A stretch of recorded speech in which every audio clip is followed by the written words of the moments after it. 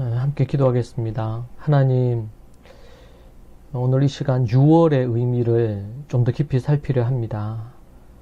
어린 양으로, 6월절 어린 양으로 오신 예수님을 기억하고 그분을 더 사모하며 그분이 행하신 일을 우리가 명확히 공부하고 알아서 바르게 믿고 올바로 살아가는 인생이 되기를 원합니다.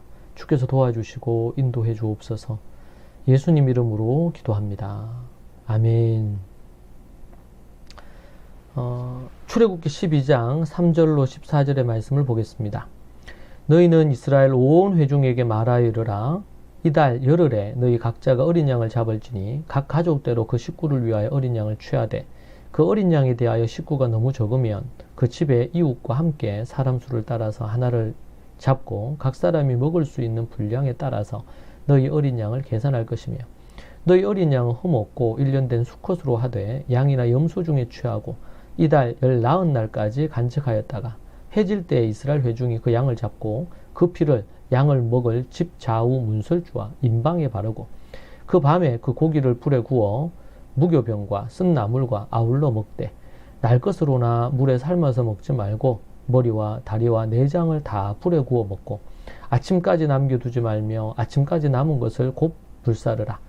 너희는 그것을 이렇게 먹을지니 허리에 띠를 띠고 발에 신을 신고 손에 지팡이를 잡고 급히 먹으라. 이것이 여호와의 유월절이니라. 내가 그 밤에 애굽 땅에 두루다니며 사람이나 짐승을 막론하고 애굽 땅에 있는 모든 처음 난 것을 다 치고 애굽의 모든 신을 내가 심판하리라. 나는 여호와라. 내가 애굽 땅을 칠 때에 그 피가 너희가 사는 집에 있어서 너희를 위하여 표적이 될지라. 내가 피를 볼 때에 너희를 넘어가리니 재앙이 너희에게 내려 멸하지 아니하리라. 너희는 이 날을 기념하여 여호와의 절기를 삼아 영원한 규례로 대대로 지킬지니라. 아멘. 오늘 이 말씀으로 6월의 의미라는 제목으로 여러분과 함께 말씀 나누겠습니다. 예수님의 십자가 고난과 부활을 이해하려면 우선 6월절을 정확하게 아는 것이 필요합니다. 현대 교인들은 6월절에 대해서 정확하게 알지 못하는 경우들이 많습니다. 저도 예전에는 6월절을 목사지만 잘 알지 못했습니다. 6월절을 유대인의 절기로만 이해한다면 큰 착각입니다. 심지어 신학교에서도 절기를 중요하게 가르치지 않는 경향이 있는데 이것은 매우 안타까운 일입니다. 절기는 지켜야 하는 하나님의 명령이고 또한 예수님께서 성취하신 구원과도 밀접한 관련이 있습니다. 자, 그래서 여기서 우리는 이러한 6월절을 공부하고 이렇게 한다고 해서 유대교로 돌아간다든지 율법으로 가려고 한다는 의미로 우리가 이해해서는 안 됩니다. 십자가와 부활을 좀 더 정확하게 이해하기 위한 부분입니다. 믿지 않는 유대인들이 갖는 이런 6월절에 대한 견해와는 사뭇 다른 부분이 있고요.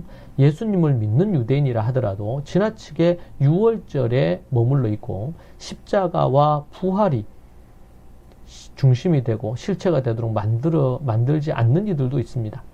6월절은 애굽에 내린 10가지 재앙 중에 마지막 재앙과 연관이 있습니다. 이집트의 모든 장자가 죽는 재앙이 닥쳤을 때 피를 바른 이스라엘의 집들은 죽음이 건너갔다고 하여 6월이란 이름을 붙였습니다. 모세의 명령을 따라 어린 양의 피를 바른 모든 집들은 죽음을 면했습니다. 이 날은 민족적 구원, 사망에서 생명으로 옮겨진 날입니다. 6월절을 한마디로 표현하면 6월절은 적들의 손에서 자신의 백성을 구원해내신 하나님의 사랑과 능력을 기리는 날이다. 그렇게 말할 수 있겠습니다. 6월절은 단순히 종교의식이나 공휴일이 아닙니다. 이 날은 특별한 사건이 일어난 날입니다. 이스라엘에게 특별한 사건뿐 아니라 온 인류가 구원을 얻게 되는 역사적인 사건, 즉 십자가와 부활의 사건이 있었던 그 시기가 바로 6월절, 무교절, 초실절입니다. 훗날 예수님께서 6월절 어린 양이 되셔서 인간을 위해 십자가에 대신 달리신 날이기도 하지요. 이스라엘은 이 날을 기념해서 3가지를 기억했습니다. 첫 번째, 과거인데요. 하나님께서 어린 양의 피로 우리를 살리시고 애굽에서 자유, 해방을 주신 것으로 인해 하나님을 찬양합니다. 이것을 첫 번째로 저들이 기억합니다.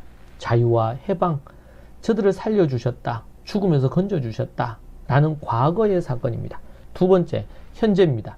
하나님께서 우리의 삶을 자유케 하시고 모든 상황 속에서 구원하실 것을 믿어야 하는 것입니다. 하나님께서 모든 삶의 자유와 해방 그리고 모든 상황에서 구원을 주실 것을 믿는 것입니다. 과거에만 그런 게 아니라 현재에도 그렇다라는 것이죠. 여러분 그것을 믿고 계십니까? 과거의 성경을 과거의 사건들로만 생각하며 기억하고 있지 않습니까? 아닙니다. 현재의 사건입니다. 현재 내 삶에 일어나는 사건입니다. 세 번째, 미래입니다. 과거에 일어났던 이 사건은 미래 예수님께서 재림하셔서 우리를 구원하시고 영원한 천국으로 이끄실 것을 믿는 것입니다. 이것은 이스라엘뿐만 아니라 예수님을 구주로 믿는 모든 성도들에게 기억해야 될 것입니다. 그래서 과거의 사건으로 그치는 게 아니고 이것이 현재 그리고 미래에 일어나는 사건으로 보는 것입니다. 우리는 이 유월절을 통해서 십자가와 부활의 의미를 더 명확하게 깨닫고 그리고 과거에 일어났던 자유와 해방의 이 사건이 현재 우리의 삶 가운데 그리고 미래에 일어나는 사건과 깊이 연관이 있다라는 것을 우리에게 말해주는 부분이 되겠습니다. 6월의 의미를 진정으로 우리가 깨닫고 우리의 삶 속에 예수님으로 인하여 우리에게 일어난 6월 십자가와 부활을 우리가 더 깊이 깨닫는 시간 되기를 원합니다. 기도하겠습니다. 하나님 아버지 감사합니다. 죄인된 인간인 우리들이 무엇이기에 우리를 이토록 사랑하시고 아껴주시는지 아무리 생각해도 그 답을 얻을 수가 없습니다. 하나님의 은혜요 하나님의 사랑인 줄로 압니다. 독생자를 보내시어 예수님이 이 땅에 직접 오셔서 우리를 구원하실 그 계획을 성취하시고 인간의 몸을 입고 이 땅에 오셔 30년 사시고 그리고 3년 동안 공생애를 통해 인류 구원의 대업을 이루신 것을 감사합니다. 주님을 생각하며 이 땅에서 주님의 뜻대로 사는 인생이 되기를 원합니다. 십자가의 그 구원과 부활의 그 감격을 우리가 놓치지 않고 누리며 하나님 앞에 감격하며 마음과 뜻과 힘을 다해서 주 하나님을 사랑하는 자가 되기를 원합니다. 주님 도우시고 인도하옵소서. 예수님 이름으로 기도합니다. 아멘.